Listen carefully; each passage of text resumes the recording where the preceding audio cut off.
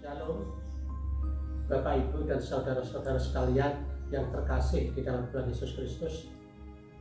Puji Tuhan, kita malam hari ini bisa berjumpa lagi dalam kegiatan persekutuan doa GKI Peterongan Bakal Jemaat Budak Payung dalam keadaan sehat, selamat, tidak kurang satu apapun yang baik yang dianugerahkan Tuhan kepada kita. Pada malam hari ini menjelang hari Natal, besok pagi puncaknya kita akan bersama-sama belajar firman Tuhan pada malam hari ini yang akan kita ambil dari Matius pasal 2 ayat 1 sampai 18, dilanjutkan surat Yohanes yang pertama ayat 3 sampai ayat 8. Sebelum kita belajar firman Tuhan, mari kita bersama-sama berdoa, mohon bimbingan Roh Kudus. Mari kita berdoa. Bapa kami yang di surga, selamat malam Bapa. Perkenankanlah pada malam hari ini kami menghadap kehadirat-Mu. Puji syukur dan terima kasih kami naikkan kehadirat-Mu ya Bapa. Terima kasih berkat dan anugerah-Mu yang telah Kau curahkan dalam hidup kami sepanjang hari ini, dari pagi, siang, dan malam ini dengan penuh sukacita dan penuh kebahagiaan. Kami percaya itu semua karena anugerah dan pertolongan-Mu. Bapa, pada malam ini kami akan bersama-sama belajar kebenaran firman-Mu. Kami percaya Tuhan hadir di tempat ini, Kau urapi kami, Kau buka hati dan pikiran kami, Kau ajar kami sehingga kami dapat mengerti apa yang Kau firmankan, dan kami memahami apa yang menjadi kehendak-Mu, dan kepadamu kami berserah. Kau yang akan pimpin setiap langkah kami, sehingga apapun yang kami lakukan senantiasa seturut dengan kehendak-Mu, berkenan bagi Engkau dan menyenangkan hati-Mu. Terpujilah nama-Mu ya Tuhan. Haleluya. Amin. Bapak Ibu yang kasih Tuhan Yesus, firman Tuhan malam hari ini dari Matius 2 ayat 1 sampai ayat 18, demikian firman Tuhan. Dengan perikop orang-orang Majus dari timur. Sesudah Yesus dilahirkan di Bethlehem di tanah Yudea pada zaman Raja Herodes, datanglah orang-orang Majus dari timur ke Yerusalem dan bertanya-tanya, di manakah dia, raja orang Yahudi yang baru dilahirkan itu? Kami telah melihat bintangnya di timur, dan kami datang untuk menyembah dia. Ketika Raja Herodes mendengar hal itu, terkejutlah ia beserta seluruh Yerusalem. Maka dikumpulkannya semua imam kepala dan ahli Taurat bangsa Yahudi, lalu dimintanya keterangan dari mereka, di mana Mesias akan dilahirkan. Mereka berkata kepadanya, di Bethlehem di tanah Yudea, karena demikianlah ada tertulis dalam kitab Nabi. Dan engkau Bethlehem, tanah Yehuda, engkau sekali-kali bukanlah yang terkecil di antara mereka yang memerintah Yehuda. Karena daripadamu lah akan bangkit seorang pemimpin yang akan menggembalakan umatku Israel. Lalu dengan diam-diam Herodes memanggil orang-orang Majus itu dan dengan teliti bertanya kepada mereka, bila mana bintang itu nampak? Kemudian ia menyuruh mereka ke Bethlehem, katanya, pergi dan selidikilah dengan seksama hal-hal mengenai anak itu, dan segera sesudah kamu menemukan dia, kabarkanlah kepadaku, supaya aku pun datang menyembah dia. Setelah mendengar kata-kata raja itu, berangkatlah mereka, dan lihatlah, bintang yang mereka lihat di timur itu mendahului mereka, hingga tiba dan berhenti di atas tempat di mana anak itu berada. Ketika mereka melihat bintang itu, sangat bersukacitalah mereka. Maka masuklah mereka ke dalam rumah itu dan melihat anak itu bersama Maria ibunya, lalu sujud menyembah dia. Mereka pun membuka tempat harta bendanya dan mempersembahkan persembahan kepadanya, yaitu emas, kemenyan, dan mur. Dan karena diperingatkan dalam mimpi supaya jangan kembali kepada Herodes, maka pulanglah mereka ke negerinya melalui jalan lain. Setelah orang-orang Majus itu berangkat, nampaklah malaikat Tuhan kepada Yusuf dalam mimpi dan berkata, "Bangunlah, ambillah anak itu serta ibunya, larilah ke Mesir dan tinggallah di sana sampai aku berfirman kepadamu. Karena Herodes akan mencari anak itu untuk membunuh dia." Maka Yusuf pun bangunlah, diambilnya anak itu serta ibunya malam itu juga, lalu menyingkir ke Mesir dan tinggal di sana hingga Herodes mati. Hal itu terjadi supaya genaplah yang difirmankan Tuhan oleh Nabi, "Dari Mesir kupanggil anakku." Ketika Herodes tahu bahwa ia telah diperdayakan oleh orang-orang Majus itu, ia sangat marah. Lalu ia menyuruh membunuh semua anak di Bethlehem dan sekitarnya, yaitu anak-anak yang berumur 2 tahun ke bawah, sesuai dengan waktu yang dapat ketahuinya dari orang-orang Majus itu. Dengan demikian genaplah firman yang disampaikan oleh Nabi Yeremia. Terdengarlah suara derama, tangis dan ratap yang amat sedih. Rahel menangisi anak-anaknya dan ia tidak mau dihibur sebab mereka tidak ada lagi. Kita lanjutkan dari surat Yohanes yang pertama pasal 3 ayat yang ke-8, demikian firman Tuhan. "Barang siapa yang tetap berbuat dosa berasal dari iblis, sebab iblis berbuat dosa dari mulanya. Untuk itulah Anak Allah menyatakan dirinya, yaitu supaya ia membinasakan perbuatan-perbuatan iblis itu." Amin. Bapak, Ibu, dan saudara-saudara sekalian dikasihi Tuhan Yesus, hari ini umat-umat percaya, umat-umat Kristiani penuh sukacita memperingati hari kelahiran Mesias, Raja Damai, Tuhan kita Yesus Kristus. Sekitar 2000 tahun yang lalu. Waktunya memang sudah tiba, waktunya memang sudah genap.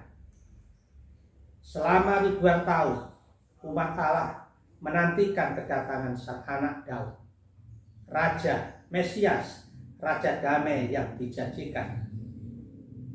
Natal merupakan momen spesial yang dinantikan oleh umat Kristiani di seluruh penjuru dunia dan dirayakan dengan penuh sukacita. Pada umumnya narasi yang kita renungkan pada saat Natal berbicara tentang pujian dan sukacita, gembala-gembala yang bergegas, tentang paduan suara para malaikat dan para Majus yang datang untuk menyembah Dia. Namun dalam Matius pasal 2 ayat 16-18 mencatat sebuah peristiwa kejam yang mengingatkan akan Yesus datang ke dunia baru, ke dunia ini. Ketika Herodes tahu bahwa dia telah diperdayakan oleh orang-orang Majus, dia sangat marah.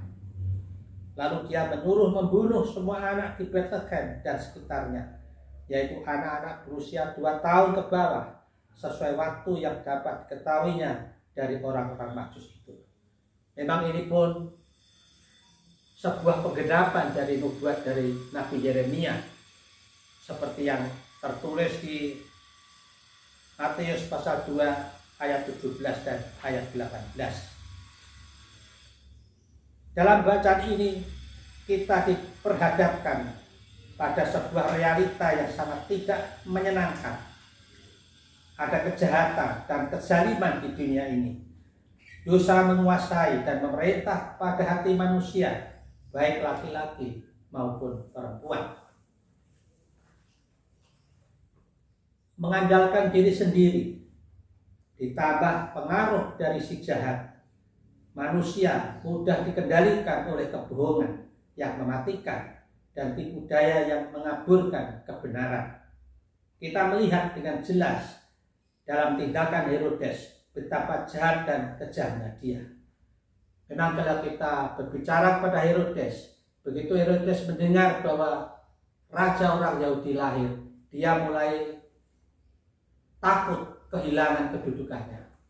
Dia tidak tahu bahwa Yesus adalah raja di atas segala raja, bukan raja di dunia, tapi raja di surga dan di dunia. sebagai juru selamat dunia ini. Tapi Herodes sudah ketakutan kehilangan kedudukan sebagai raja di Yahudi. Tidak ada dirinya, mungkin anaknya, cucunya akan kehilangan jabatan itu. Sehingga Herodes menjadi marah terhadap kelahiran Tuhan Yesus Kristus. Di tengah peristiwa kelahiran Sang Juru Selamat, saat kita masih membayangkan indahnya nyanyian para malaikat, setan dan para pengikutnya membunuh banyak balita. Frustrasi Herodes membuka jalan untuk menimbulkan kemarahan yang tidak terkendali. Kita hanya dapat membayangkan kengerian yang mencekam di Bethlehem saat Herodes mengirimkan pasukan pencabut nyawa untuk membantai semua bayi laki-laki. Bapak Ibu yang kasih Tuhan Yesus, inilah tindakan brutal dari seorang penguasa yang sadis di bawah pengaruh kuasa kegelapan. Kekejaman ini menjadi pengingat yang sangat jelas dan serius bagi kita di tengah sukacita Natal, bahwa alasan Yesus datang ke dunia adalah untuk berperang dan mengalahkan dosa kita. Natal bukan hanya tentang pita dan kartu, bukan tentang paket atau kotak hadiah. Natal adalah sebuah peperangan. Dalam suratnya Yohanes yang pertama, ayat 3, pasal 3 ayat 8, mengingatkan kepada kita bahwa alasan kelahiran Yesus, Sang Mesias, untuk mengalahkan dosa kita dan menghancurkan pekerjaan iblis. Pada saat Yohanes menulis surat ini, saat itu banyak beredar guru-guru palsu dari aliran Gnostik. Mereka mengajarkan bahwa manusia yang sejati adalah rohnya, sedangkan tubuh jasmani tidaklah penting. Tubuh ini pada dasarnya adalah jahat, karena itu tidak ada salahnya kalau segala keinginannya dipuaskan. Mereka mengajarkan bisa saja orang berbuat dosa dengan tubuhnya tanpa merusak rohnya. Tentu saja ajaran ini sangat bertolak belakang dengan ajaran kekristenan. Bapak Ibu yang terkasih dalam Tuhan Yesus Kristus, pada saat ini banyak orang Kristen menekankan statusnya sebagai anak-anak Allah, namun dengan pemahaman yang keliru. Ada yang menyebutkan bahwa status itu hanya pemahaman untuk mendapatkan yang dibutuhkan dengan mudah. Ada juga yang untuk menyombongkan dirinya. Dalam Alkitab, status anak Allah diberikan bukan dengan tujuan-tujuan seperti itu. Kita harus ingat bahwa status kita sebagai anak Allah agar kita dapat mempertahankan hidup kita dengan benar, agar kita lebih bersungguh-sungguh berjuang dan berperang melawan dosa. Dengan status sebagai anak Allah, kita diyakinkan bahwa di dalam diri kita ada benih kebenaran yang memampukan kita untuk menang berperang melawan dosa.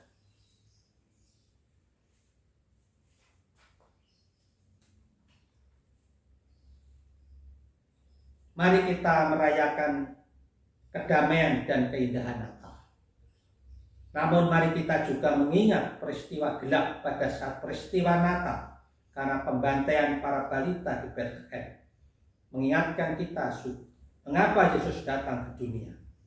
Kristus datang ke dunia untuk berperang mengalahkan dosa-dosa kita dan menghancurkan pekerjaan si jahat iblis. Kita sebagai laskar Kristus maju bersama sang pemimpin Yesus Kristus berperang melawan kuasa kegelapan dan menghancurkannya. Iblis akan terus merongrong kita. Dapat kita lihat di surat Petrus yang pertama pasal 5 ayat 8. Dikatakan, sadarlah dan berjaga-jagalah, lawanmu si iblis berjalan keliling sama seperti singa yang mengaum-aum dan mencari orang yang dapat ditelannya. Di sini singa mengaum, memang pekerjaan iblis adalah mengintimidasi. Bisa mengintimidasi dalam pekerjaan kita, di dalam permasalahan kita. Singa ini mengaum-ngaum, tapi kita tidak tahu singanya ada di mana. Hanya mengintimidasi. Mungkin singa itu sudah dikurung, mungkin sudah diikat, tapi kita sudah takut sama auman singa. Oleh sebab itu, Yesus datang, baru kita berani memerangi dan mengalahkan iblis yang sejak awal ingin merongrong kehidupan kita. Bersama Yesus, kita hancurkan si iblis dan dosa-dosa kita. Kita percaya Tuhan hadir dalam setiap kita sehari-hari. Tuhan Yesus berkati. Amin.